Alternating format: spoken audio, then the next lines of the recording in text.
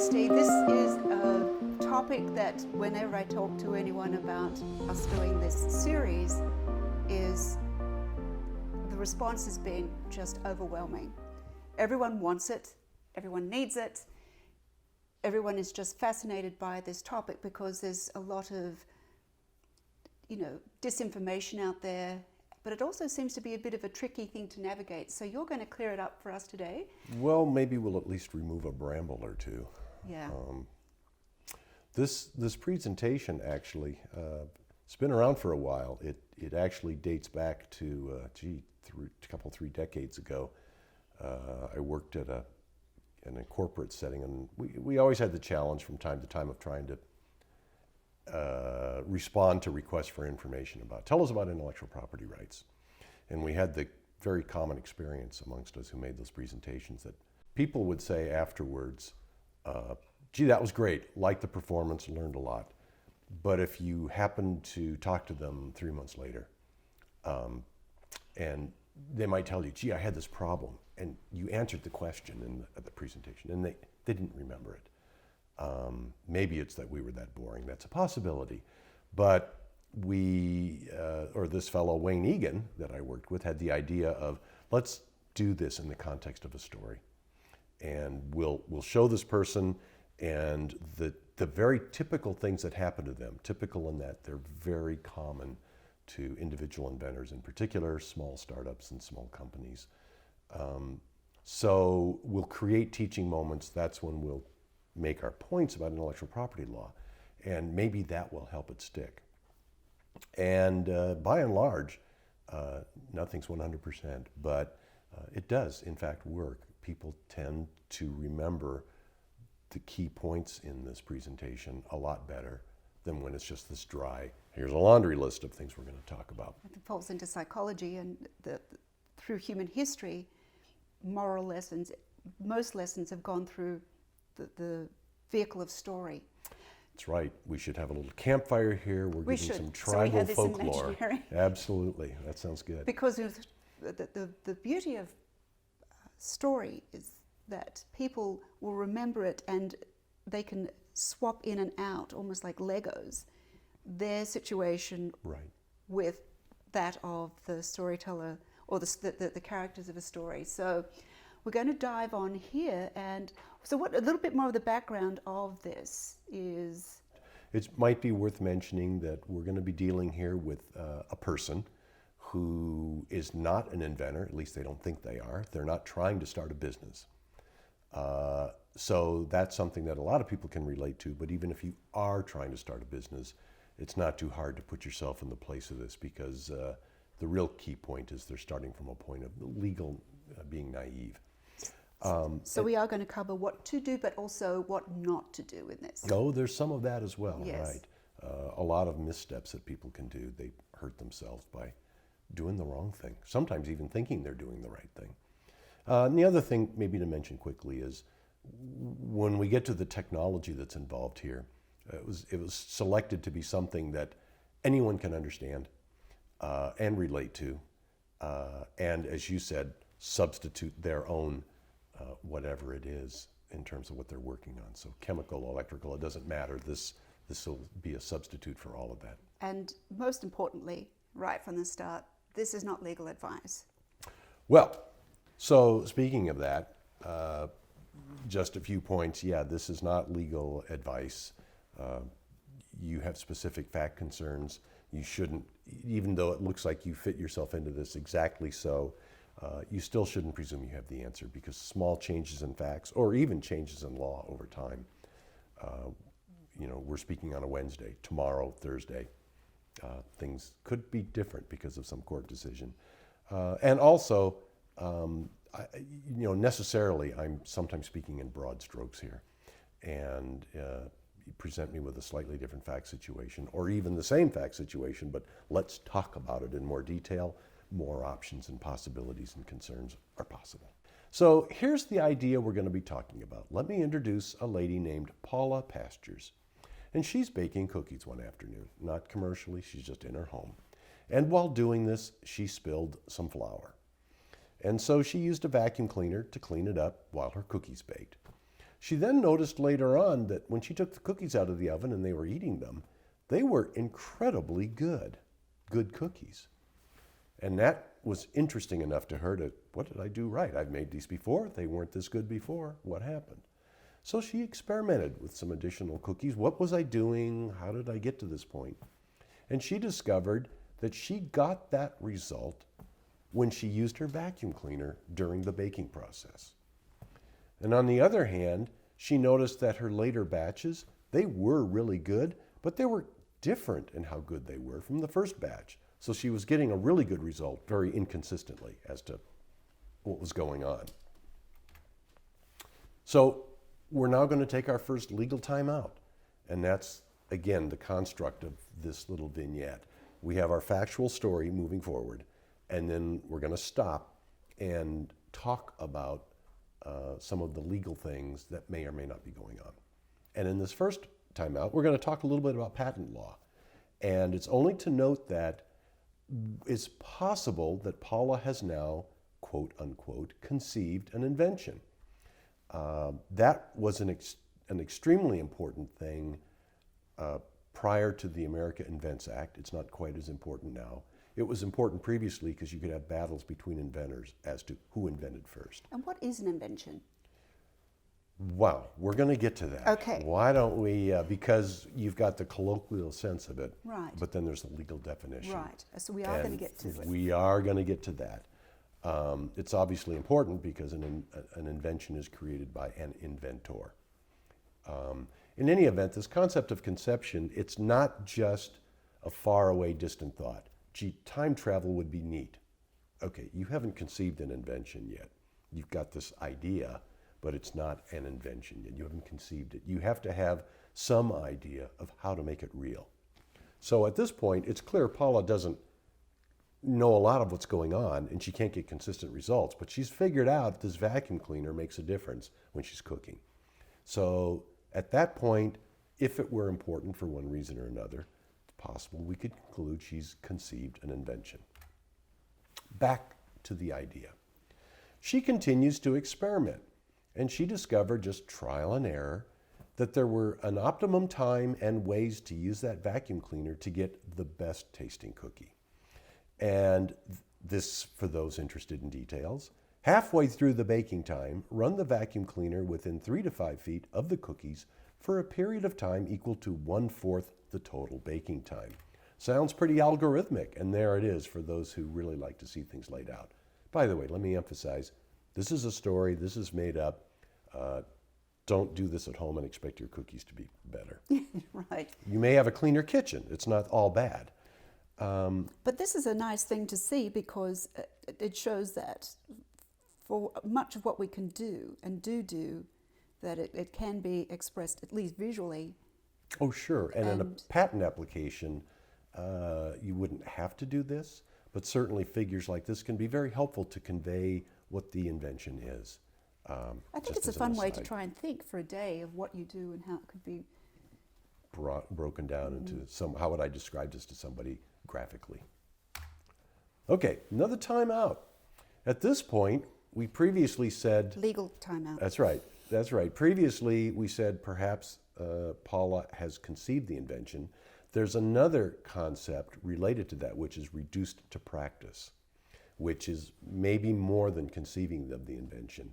Now, it's at the point where I not only get it, but I certainly can describe it to other people, and they could mimic and get the same result. So that's not much different to when you publish a scientific paper where it's supposed to be repeatable, replicable and repeatable. Certainly should be at that point. Yes. Yeah.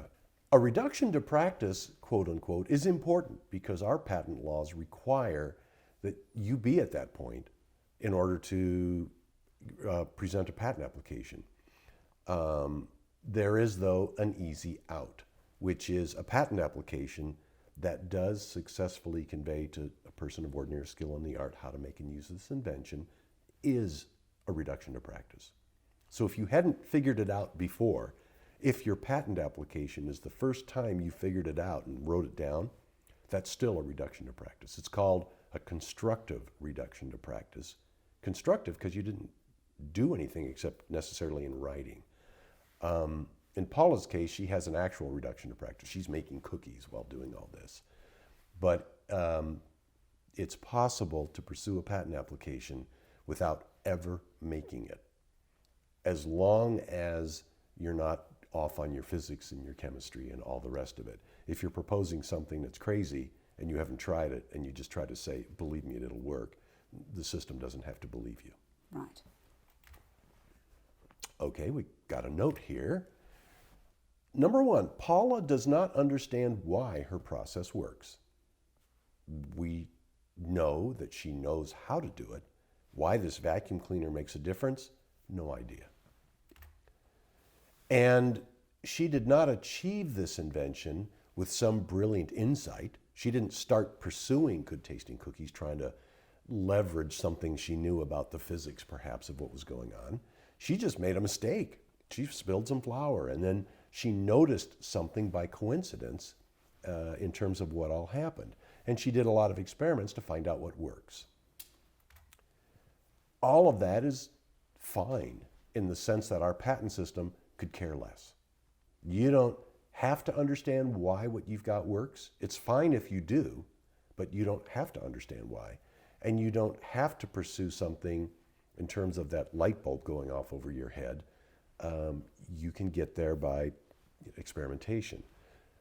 When we get to the tests of patentability, there can be some issues there in terms of, well, how obvious was it in terms of what you did?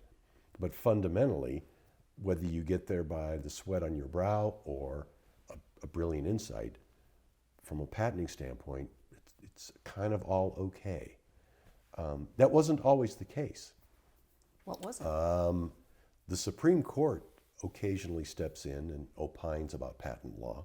And sometimes when they do, they feel like the bull in the proverbial china shop. And they, at one point, were looking at inventions that were things of being combined. Like here we have baking combined with vacuuming. So it's almost possible to view any invention as a combination of more than one thing. Is there a problem with if something comes up to them that once it's there, they say, oh, this is evident, or this Well, seem yeah, obvious. things can, yes. Once you see how it works out, and they go, oh, yeah, that I can see how that works, therefore it's evident. But prior to that, it wasn't. And we will get to a point where we might give a good example of that. Okay. The courts have the last, well, not exactly the last say, but the courts have a say. You can get a patent, and the patent office says all is well. And then a court can look at it under certain circumstances and go, no, it's not. This patent's no good. We were talking about in the other series about how you have different, the law is incomplete and it's imperfect. Right. Flawed You've got on these purpose. crossovers, like allergy seasons. Is that the same thing here with patent law? Well, absolutely. I mean, patents are flawed in a variety of ways, not least of which is, and flawed, when I say that, means it's not a perfect tool to protect something. One of them is it takes a while to get it, just the process. Another flaw is they're only good for a certain number of years, then it goes away. And for that certain number of years, you have to trade that description of how to make and use this invention. So you're giving up what you know in exchange for a limited window of time when you get to tell other people you don't get to do it. And so many a person would look at that and say, that's flawed. If I'm going to give away my secret, I want, forever. And there's other ways to view it as flawed as well. Some of those things, like the ones I just mentioned, absolutely built into the system. It's intentional. So we come back now from our legal timeout, and Paula knows that this might be worth something. These cookies are really good, and foods that taste really good, I mean, that defines some people's existence. And cookies are a significant vehicle for that. And so, yeah, she was thinking this is worth something. And she had heard that if you write down your idea, put it into a self-addressed envelope, stamp it, and send it to yourself, that with that stamp cancellation date, that would prove that she was the inventor, and that in some way that would could be leveraged in the future. This, I think, is one of the most common misconceptions. Certainly in the past, before the America Invents Act, when we switched from first to invent to first to file, it was much more prevalent in the first to invent because people were, if they were cognizant of anything, they were cognizant of that date of invention was critical. Now it's more who filed first, although under some circumstances who invented first can be important. And you might also get other issues of like, well, I'm going to tell someone about it. I'm worried they'll steal it. So if I do this, I can prove that, on the date of the stamp cancellation, I had the idea, But which was before we met. Flaws. Well, there's a huge but. Yeah, there's a lot of flaws in that. And it's a big oops. And it's not that, well, did you do it wrong? The fact is you tried to do it at all. It's just a totally ineffective mechanism to achieve anything of any legal meaning. And the basic problem is the courts long ago decided that pretty much anything the inventor has to say about their invention in terms of the date of invention and so forth is worthless. The motivation to lie is just perceived as too big. So we're going to make this simple. We don't care what you have to say. We want to see corroborating evidence of other kinds. And as an example, when people have tried this trick to say, look at this date, the courts would say, you could mail yourself an unsealed self-addressed stamped envelope that's empty and do it once a week for years. And you have this box of them. And then at the time of need, you go through, oh, I like this date. Put your thing in it, seal it, and then you say, this proves my date. No, I'm sorry. There's too much opportunity for a good thing to do. It reminds me of in oil and gas, we have this, used to be first to sign the lease. Well, how do you prove that if someone you've got 5 landmen turning up on the same day? So now it's first to file at the courthouse. Makes things a lot simpler. And if someone wants to accept 5 bonus checks on the day, that's, way to go. Way to go. So, okay, we've been talking about patents, but in this legal timeout, we're going to switch gears for a moment and go over to copyright. And the point here is, again, Paula wrote something down. And what about copyright for that as a work of authorship? So, essentially, any original work of authorship or work of art is protectable by copyright. And even better yet, copyright law is very forgiving at its baseline. And the fact that you do convert it into tangible form, a work of authorship, is protected by copyright as you put the pencil down, if you will, or even before. As it's being made tangible, it's protected, even if you don't put a copyright notice on it. There are things you can do in your favor. Putting a copyright notice on it is good, and so forth. So if you put the C with the circle and the date around and it. the copyright owner. Right. So you can do that with any work of art, correct or not? Yeah. Yeah. So music, writing, art. Yeah, a dance, public dance. performance. What about photographs that people put up into social media? Sure. You own that image that you have created and posted? Well, that's a different question. And on day one, as you took the picture, you've got the copyright in that. Although if your picture was of a picture, and you took a picture of a copyrighted work, things start to get a little interesting. Right. But like any property, it can be conveyed. And if you read all the stuff in your social media, click here, I agree terms, you may have transferred your rights in your photograph to, whatever social media entity that is. So you may have had it to start with, but its rights to it may have been transferred in whole or in part. So copyright's easy to get in terms of it just sort of happens, but what would that get her here? Copyright law gives the person the right to control whether and how often people make or use a copy of the written description. Copyright. It's a right to control copying. So simple copies of her writing, derivative versions, change it from English to French. Public performances, maybe. You go on YouTube and recite this writing while waving a vacuum cleaner around, and so forth. But Well, okay, I think we get to that in a minute. There's a but. There's a flaw There's a in flaw. copyright law, certainly in this regard. But I want to mention first that it's possible to register your claim to copyright. And it's a government form. It's not that hard to fill out. There's a filing fee that's pretty modest, like $30. You have to give them, the Library of Congress, copies of your written disclosure, so they have something in the record book to show this is what's protected. And registration gives some amazing benefits, not least of which is this thing called statutory damages. So if you register before the infringement, preferably within 90 days of publication, if somebody infringes you, instead of suing for actual damages, like somebody printed your recipe and put it in the cookbook, and the cookbook had 100 copies sold, what's that worth? $1 a recipe, $2 a recipe, something times 200. So we're talking hundreds of dollars, maybe. Statutory damages can be $250,000 per infringing occurrence. So 100 books times $250,000, it's a staggering sum, having nothing to do with the original intrinsic worth of the work itself. And that happened with the music. Sure, that's an example that people probably can relate to. We go back to when the recording industry was attacking or chasing, enforcing their rights with college students. And you'd read that somebody had downloaded 100 songs from Napster and they were sued for $10 million. And you could be forgiven for thinking, wait, 100 songs, that's like $1 a piece? $100? Slap their hand, $500? How do we get to 10 million? And the simple answer is statutory damages.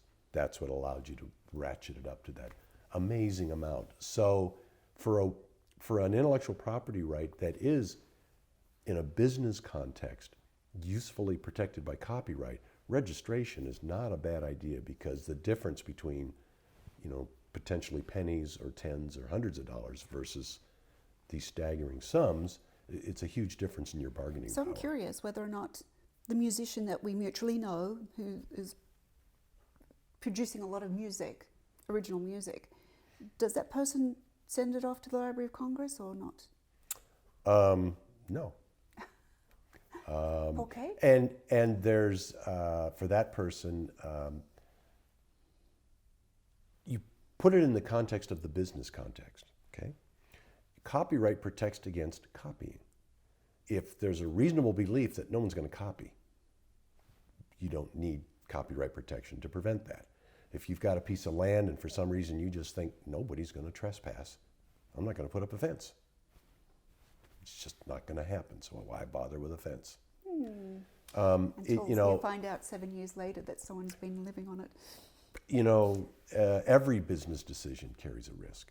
That's true, and that's something that anyone in business has to realize, that every decision you have or make has not only a pro but a con, and then the consequences that ripple out as well. And the converse, as an example, is if you, for every situation that someone has with a business potential, if they go to the max to protect it with every intellectual property right they can, they may have locked down as best as possible the legal world, but in doing that, they may have lost opportunity, and they may have just expended so much resource that they couldn't actually carry it forward. If they wanted to, correct. So you have this incredibly well-protected thing that's not likely to be taken by anybody, because nobody even knows about it, because it never became a product in the first place. So copyright sounds pretty darn good.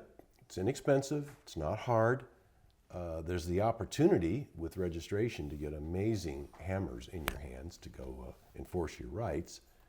But it is an intellectual property right. It's got a flaw, if we want to call it a flaw. And it is this: copyright only protects the expression of an idea and not the idea itself. So when you make a statue of a person petting a cat, you can't own the idea of a person petting a cat. It's that particular expression of that particular idea. And so in this particular context, somebody who would read Paula's written explanation probably could start baking cookies and selling them. And that's not really copying the expression. That's like doing what the idea is that's in it. So if they'd copied her, if she'd written it by hand and put it into the Library of Congress, Right. they couldn't copy that, but they could replicate the contents of what she was discussing. Go into business, do what it said, right. because it's not protecting the idea. Also, somebody can look at her writing, internalize it, understand it, and then re-express it in their own words. For a lot of us who cook like that, we just use cookbooks as a form of inspiration. Well, but Shut them up and then go off and create even our own if you things. don't change the essential recipe, you just re-express it your own way. At that point, by the way, if your re-expression is in fact your own original work, that person can copyright their expression of this idea. Now, I recall you saying one time that if someone had, just because the statistical possibility is out there of someone replicating the Gettysburg Address. Yeah, interesting example that maybe helps bring this home. Lincoln's Gettysburg Address is old enough that even if it were protected by copyright, it's now in the public domain. But if somebody who had never read it, never heard about it, just sat down and wrote it, they could legitimately get their own copyright on their version of the Gettysburg Address because it was an original work of authorship to them. And the copyright is not based on, is it novel? It's, is it original? So if you were not exposed to it before, it is original to you. And now we have two versions of the Gettysburg Address, one copyrighted, one not. And if somebody copies the copyrighted version, just thinking they had Lincoln's, they would infringe that copyright, notwithstanding the fact that if they'd copied this one, it would have been free. That sounds, as a sterile example, that's nice. The world is a lot messier than that. For one thing, who's going to believe this person that, they really did write it without access and understanding of it and so forth? But in theory, that's a nice example. I like how you use the word messy because I think that that's what most people think of when they think of patent law, is that it's quite messy. All these intellectual property areas can be messy in the sense that they're very fact intensive, trying to get to a legal conclusion. The client's giving you facts. Okay, this happened, that, so forth. And you think you're going in this direction, and suddenly the 18th fact, I'm over here now, and we're suddenly in a whole other context in terms of where this may be going. I imagine what it's like for you sometimes is what it is like for those of us who are entrepreneurs is managing chaos. Yeah. Oh, yeah. That expression, herding cats, is certainly known. All right. So out of our legal timeout, that was a long one. My apologies. We're now where Paula is thinking about a marketing plan. And as she thinks about it, again, she knows there's some value in this. She's not interested in running her own cookie business. That doesn't sound interesting. But clearly this is valuable. So she writes a letter to a company, the Giant Cookies Company in this example. And it's because she loved the little animated magic toadstool cookie bakers they had in their TV ads. She just thought, gee, they look like a pretty good bunch of people. And in this letter, she describes her process. And then she says, how much would you be willing to pay me to use this? So yeah, another legal timeout. Great big, this is a bad thing to have happened in a legal context. There's a number of repercussions. First of all, she probably messed up her trade secret rights to her process. Up until now, nobody knew about it except Paula. And therefore, it was a secret. The courts will protect confidentiality of information that has some competitive value, so long as the owner takes reasonable precautions to maintain the confidentiality. And a reasonable precaution is Well, certainly not mailing it to somebody where they have not agreed to keep it in confidence. You can't force your secret on someone. Well, actually, in law, things can get messy, so there's times when maybe you can. But for the sake of a simple example here, just sending it off in the mail like this, no. She probably let that horse out of the barn, and when a trade secret horse is out of that barn, it's hard to put it back. All right? So let's come back to that. Trade secrets are protected by keeping secrets secret. And that means you don't share the secret with someone who's not bound to keep the secret. And that brings up the whole area of non-disclosure agreements, NDAs, which anybody who's done much with business sooner or later runs into those.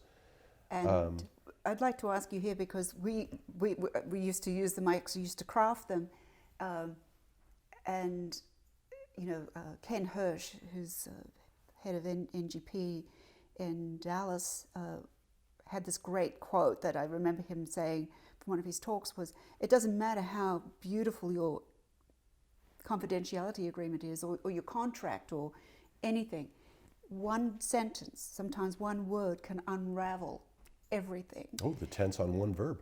And so many people are so anxious and eager to just use those that they can just sort of pull off the internet. And that is something that you do at your own peril, because it might look fine, but it's not only what's in it, it's what's not in it, correct? Well, right. It's not one size fits all.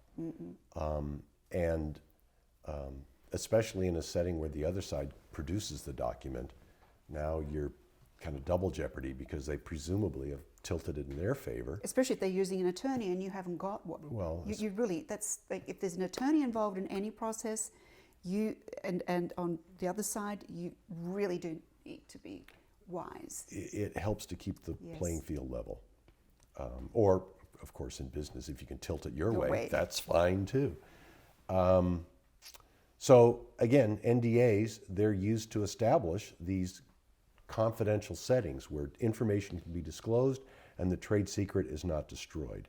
There are times when a court will say there's an implied confidential relationship here, but now if you're having that discussion, you've already at least upped the legal bill, because again, facts become enormously important.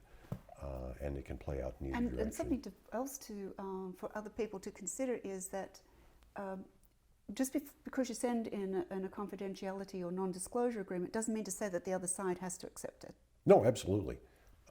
So trade secrets can be a very important part of an overall intellectual property strategy, and often that's what's in play on day one. You're working on something, you don't go telling everybody about it. So a trade secret, you hope not. A trade secret protocol from day one is important. Businesses can and do buy and sell confidential information all the time. A lot of business deals, either exclusively or in some significant part, involve confidential information. So it has value potentially. Once it becomes public, it ain't a trade secret anymore, and that value's lost. There's no government agency that you submit your trade secret to and get some form back or anything like that. It's a right you have by creating it yourself and maintaining it yourself, and then if you ever need enforcement, that goes to the courts. So it's a behavior. It's how you act, how you behave, by. Yeah, certainly, you can view it that way, right? So that you behave and act as though, not as though, in a way that, through your confidentiality agreements and other structures, other vehicles, that you are creating a continuum of behavior that can be measured and proven that you are keeping it close quiet. to the vest. Yes. Again, as an interesting example, sometimes maybe stretch people's thinking a little bit. A trade secret doesn't mean that a lot of people don't know the secret. It means it's still a secret, it's controlled. Theoretically, if you had a non-disclosure agreement with 1 million people and they all knew the secret, you would think 1 million people know the secret. That ain't a secret anymore. Legally, it still is, because every one of those people agreed to keep it a secret. Because they're bound, right. So it's a question, again, of your behaviors and your signing on the dotted line. All right, so trade secrets are one thing that got probably blown away by what she did with this letter to the cookie company. Another thing is coming back to patents. Most countries, including the United States, want to see a patent application filed before a public disclosure. Most countries, not the United States, are very harsh. You make something public before you file a patent application, and they take the view, oh, you're done with patenting. You're just out. You can't pursue this.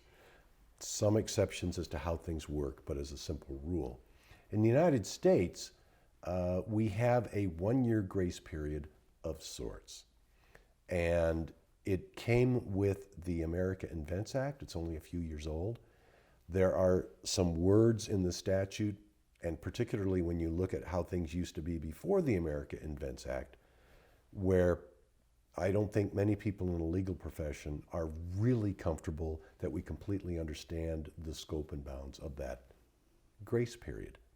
So if you are in the grace period, we do the best we can to try to observe the niceties to proceed with patenting if you want to do that. But if you want to be safe and not be the person who pays someday for the lawsuit that explains what that means, doing something to protect your rights before that happens in order to protect your patenting rights is what you want to do. And note, that doesn't mean you have to file a patent application here. You just want it not to be, well, actually in the United States, an offer for sale can be the same thing as a public disclosure. So even if it's a confidential disclosure, It's still a disclosure. if it had been an offer for sale, then it still can trigger this 1-year grace period. So when we were talking to Asko before, she had, a public disclosure out in the real she world. just told people, here, try this. Yeah, it's, and you know, it seems like a real unfair thing to many people that how I didn't get to my invention without doing that, and yet you're telling me this. But in any event, here, her uncontrolled divulgation of this process to a third party without any obligations whatsoever may have triggered the loss of a right to seek patents, certainly in other countries, and at least started this 1-year clock running in the United States. and there's a little Yeah, fuse. a little fuse running there. It'll run for a year. So I'd like to ask the question, because I'm sure a lot of people here are thinking about that, is, so if you're going through the patent process, you've got this process or product that you're playing around with. I think a lot of people think that they have to prove it up, and they need people to try it out or give them feedback, but not only try it out to see if it works, but also feedback whether or not there's some marketability to Right. it, if there's interest to it. What would you say to them? Just still go ahead with the... There's not a perfect answer to that, Right. And resources available can dictate a lot. But the more the idea is just half-baked, the more you... She seems fully baked, but the marketing side isn't. And or the more you're trying to find the resources to proceed, you're trying to understand the marketing setting and all of that, you can file a provisional patent application, and there are things you can do to own the sweat equity in that a fair amount, or maybe a lot, in order to keep your out-of-pocket costs down. And if it's done correctly, you can have a filing date that protects what you knew at the time you knew it. And then 3 months later, I know more. You could file another provisional and nail down that date. 3 months later, I'm getting pretty close to having this all figured out, but so here's another updated document I filed, a provisional.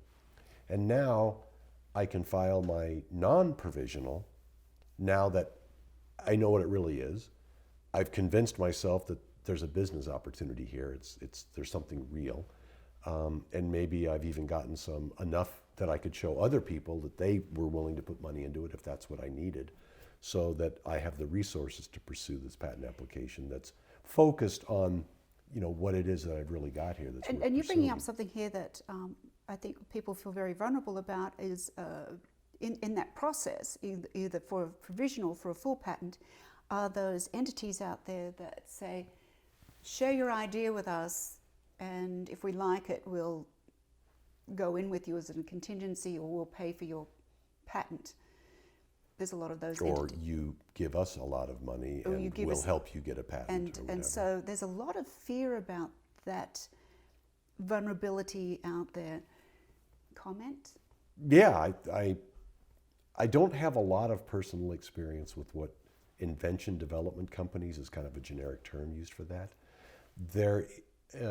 So I can't speak from, gee, I've seen this and I've seen that. I've seen some clients who've come to me with what they received, and in my personal judgment, in that anecdotal instance, it wasn't done well in terms of cost benefit.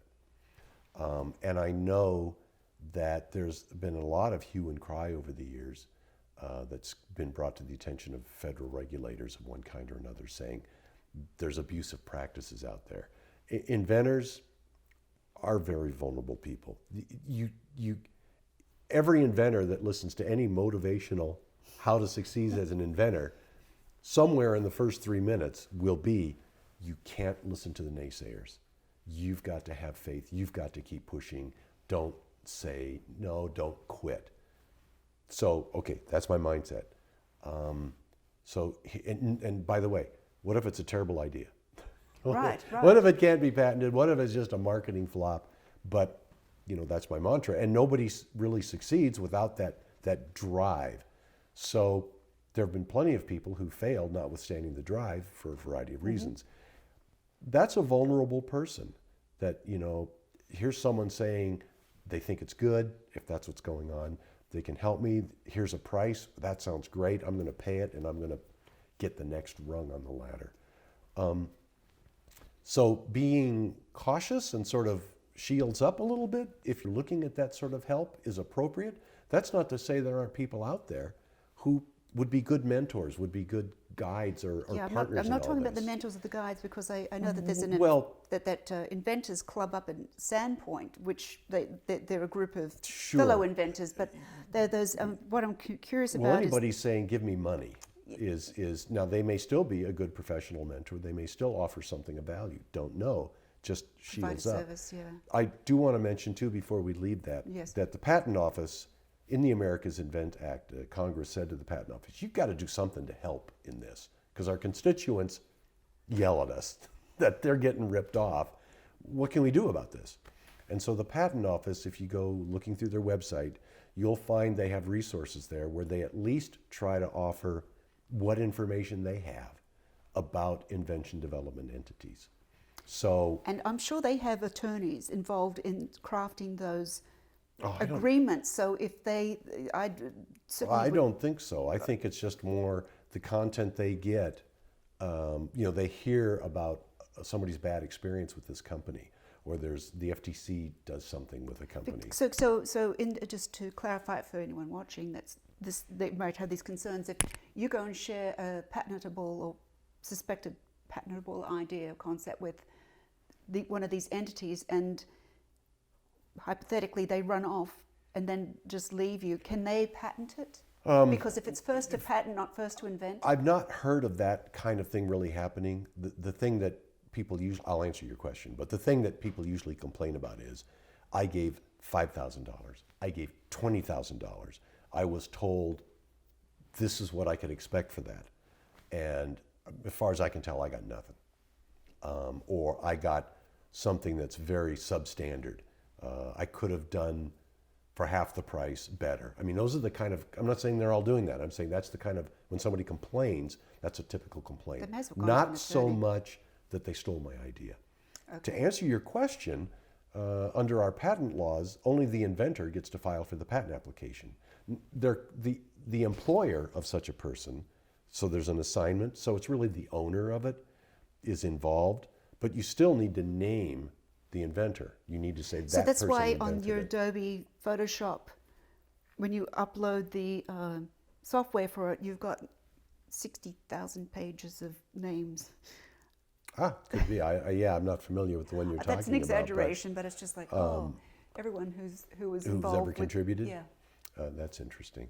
So, legally, somebody that you would convey your idea to, they shouldn't be able to turn around and file it saying they're the inventor, because that would be a lie. Do people lie? Well, sure. And so has, things like this ever happened? Yeah. Can you go after them? Can you go up? So hypothetically, because I Yes. think people are really interested in this, because if you go to someone steals your idea, they think because you came to me, you're not the sort of person that's going to go off and sort of monitor this. I go and file this, and they get the patent. What can be done in that situation? Well, there are legal actions that can be taken. Not the least of which is just, that's my patent. It should be in my name. These people stole it, and then it's kind of a tort, and maybe you breach a contract depending upon the circumstances and so forth. These are more fact issues. The legal remedy is there. What can you prove? And what's the other side going to prove? And now some judge or jury gets to say, who do I want to believe, and where do we come out on all So this? so there is some remedy. It's just going to be long and expensive, and if you've done it right the first time. Well, right. I mean, obviously do it right the first time. I was going to say long and expensive is maybe not, but as compared to having done it right, yes, clearly there. So we're trying to answer some people who've got concerns there, because I think that's part of the value of this, is that there's part of that nebulous misunderstanding of this whole field is that people feel very vulnerable, and there's validity to that. Sometimes what people worry about is the wrong thing, but that isn't to say there aren't valid things to worry about. So we can chunk that off, and they can sort of put it up on that's something that is logical. Because a lot of times things are, people are frightened of things that aren't articulated and addressed, and then once they can be articulated and addressed, they know that there's pathways to deal with it. Then they can sort of put that on the shelf and go on to another concern. Know your options, and not doing everything you can do in the intellectual property space is fine usually, but you want to make knowing omissions. And by the way, coming back to your question, again, a provisional patent application is one potential remedy. If you've filed a provisional, you have a discussion with this party, and they run off and file their own patent application, and then you file your patent application later based on your provisional, it's easy. Your date is a trump card. It's first to file. So they can say whatever they want. The filing date is going to be a trump card, and you should win. So all right, out of that legal timeout, we're back to Paula, and big disappointment. We left her having written this letter, unsolicited, to the cookie company, saying, here's my recipe, and what will you pay me? They send it back. Actually, probably the original paperwork. And they explain they have a policy of not considering outside submissions unless that party signs a non-confidential agreement. Which means? Well, and by the way, they even give her a blank form. And what that form typically says is, our discussions will be not in confidence. Anything you tell us will be considered to be public in the open. This is not to say that if you've got copyright or patent rights, that's not fine. If you have a patent, we're not saying you don't have a patent. We're just saying nothing you tell us is a trade secret. So this means that if she doesn't have a patent, that they can... she has given them permission virtually if they wanted to run off and... Right, now it's, carte blanche. Yeah, right, what's going to happen. And she's actually fortunate in the sense that she was naive as to what she did. And the giant cookie company is behaving like a typical large U.S. company in this setting. They are unlikely to steal her idea, at least in this particular way at this particular time. Their shields are up. Outside submission, they'll have a process. And they have ethical people working for them. Send it back, yes. Ethical or not. Yes. This is way too easy to get trapped. Yes. So send it back. We don't even keep a copy. We explain our policy. We give them the form to sign if they want to send it back, so that we're in the clear. So that's very, very typical behavior for a big company. So basically, she thought, I've got this great idea. These things are going to sell like, hotcakes. And hot cookies. They haven't even tried it. As far as I can tell, they didn't even look at it. So she just the heck with it. This is just talking about these non-confidential disclosure agreements, which we just already discussed. So we got that. So now it's time for Paula's timeout. She's discouraged. Okay, I tried, and this isn't going to go anywhere. So she just goes on with life for a while. And maybe she makes some cookies from time to time, but she's not thinking about making a business out of it. Okay, marketing plan take 2. It's about a year later, and her entrepreneurial spirit reasserts itself. And so she starts making and selling her cookies on an eBay storefront. Just a little place, no publicity at all. And so things start slowly, but she does get some orders, and she's selling cookies. And she can keep up with the demand just by baking them herself. But she's engaging in free market enterprise because she's creating a need and a demand, and she's supplying it. And of course, as people get these awesome cookies, sales start to grow. And now that she's making cookies more often with an intent, she keeps experimenting with her process. She's already figured out the time and the timing of everything, and also the distance of the vacuum to the oven, if you recall. But now she decides to try different vacuum cleaners. She's getting a little money in from these cookies. She buys different vacuum cleaners. And lo and behold, the Dirt Devil brand vacuum cleaner has cookies that are twice as good as any other vacuum cleaner. Are we doing product placement here? I hope not. I should change that, right? So, about this point in time, there's a website, bestcookies.com. Again, we're making all this up, folks, except for Dirt Devil, which I apologize for. They rate her cookies as awesome, and they give it the highest rating they have, 5 bites. And now her sales skyrocket relative to what she had been doing. Proof of concept? Beyond that. Oh, certainly marketing, I think she had her proof of concept. Mm-hmm. This now is the kind of break, your right place, right time, here's your opportunity knocking. From crumb to crust. However, she can't keep up with these cookie orders now. She's not going to sit in her kitchen and make them herself. So she hires a local bakery to make her cookies in the volume that she needs. That means she has to teach them her vacuum cleaner process. Little legal timeout. We ask a question. Should Paula probably have required the folks at the bakery to sign a non-disclosure agreement to require them to keep her baking process a secret? And we hear the roar from the crowd. And it should be probably yes. Yes, you stupid. Or hell yes, something like that. If you said no, oh God. Now, if this were a different story, if she had potent patent protection in place, it might be very different. She might feel like, yeah, I can just hire you and go ahead and copy me. I will crush you.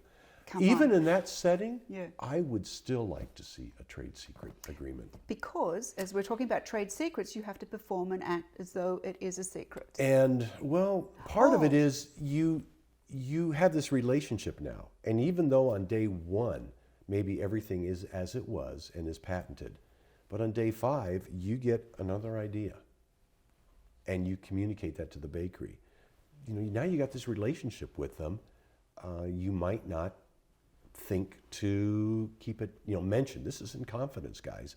Having the trade secret agreement right up front, even if you're not sure that there's anything to be secret, it's not a bad idea. The thing is, in law, and something that I learned really quickly in oil and gas, is that you might think that you have a great relationship with someone. And they're fine, but if they die, you don't know what their brother-in-law or sister-in-law are like. And of course here, it's a bakery. There's multiple people involved. And gosh, going back to our story, a worker at that bakery, just a worker, not the person that you probably discussed the deal with, the owner of the bakery, but somebody working there. They quit, they moved to a new job, and it just happened to be the Giant Cookie Company.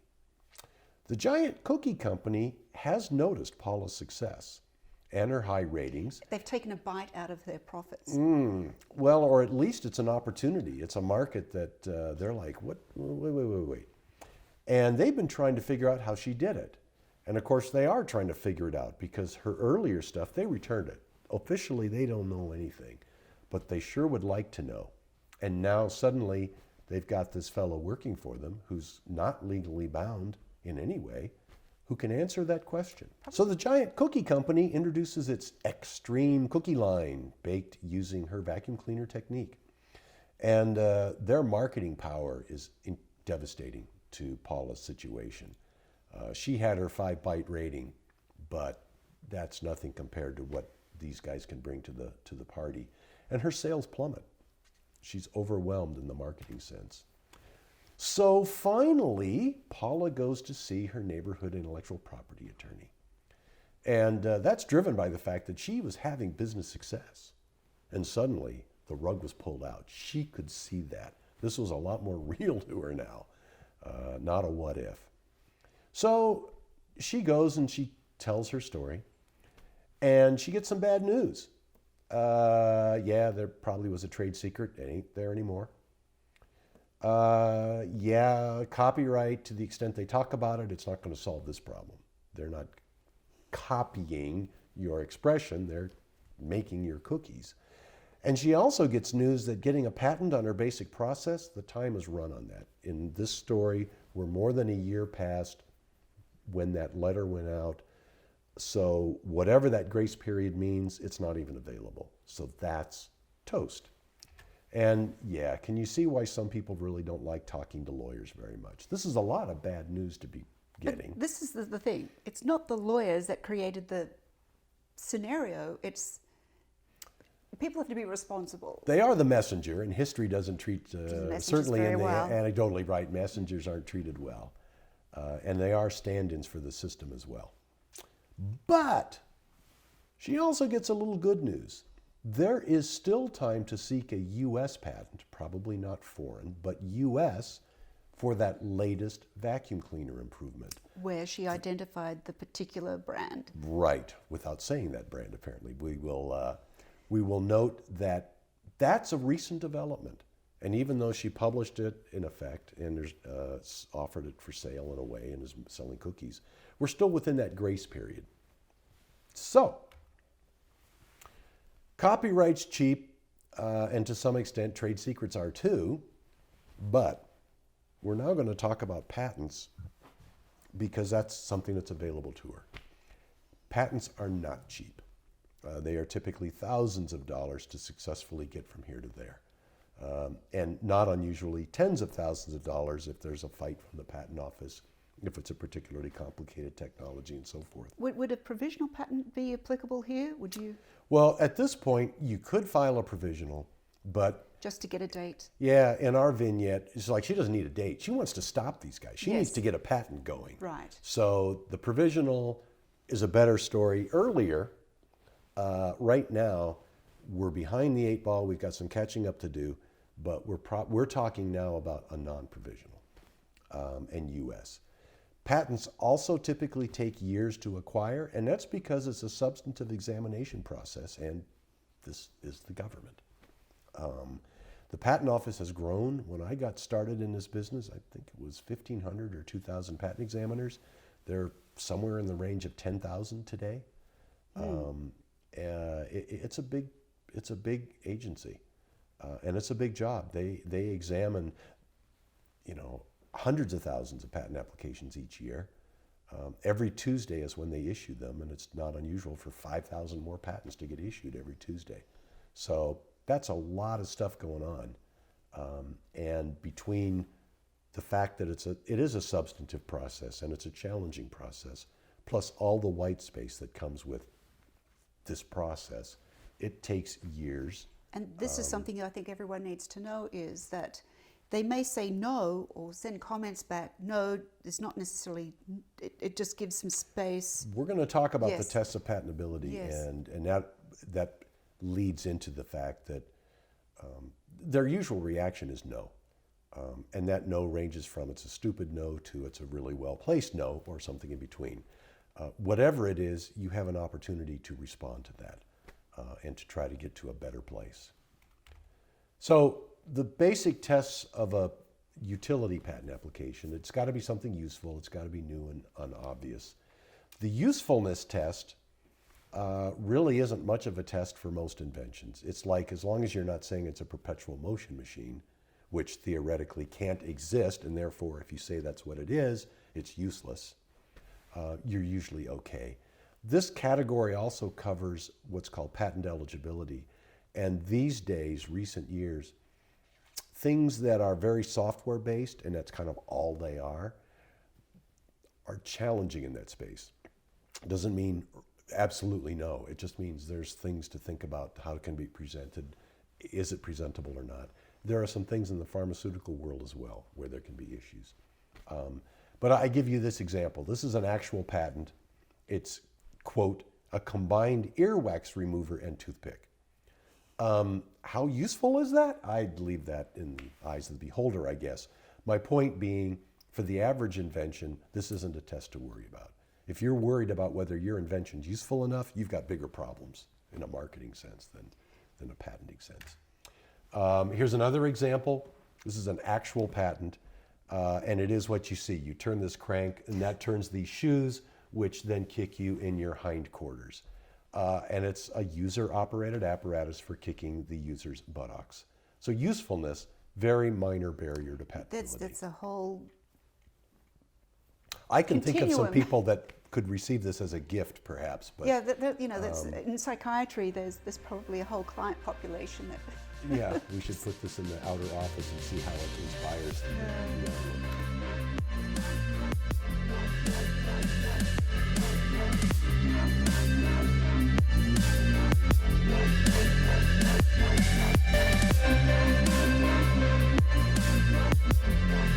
Thank you for watching the video.